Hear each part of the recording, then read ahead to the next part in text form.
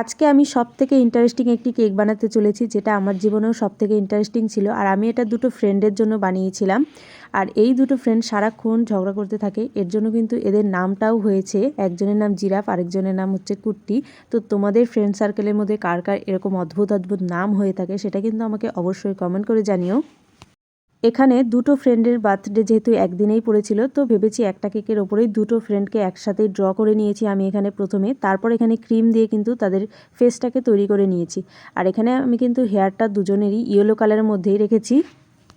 আর দুজনের ড্রেসের কালারটাকে আলাদাই রেখেছি, একজনেরটা গ্রিন আরেকজনেরটা পিঙ্কের ওপরেই রেখেছি।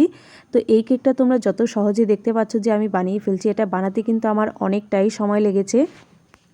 তো তারপর আমি এখানে এদের ফেসটা ড্র করে নিয়েছি এবং হাত এবং পাগুলোকে বানিয়ে নিয়েছি। আর এটা কিন্তু আমি চকলেট দিয়েই বানিয়েছি। তো তারপর নিচ দিয়ে এবং ওপর দিয়ে বর্ডার দিয়ে দিয়েছি। আর আজকের কেকের ফাইনাল লুকটা তোমাদের সবার কেমন লেগেছে অবশ্যই কিন্তু জানাবে।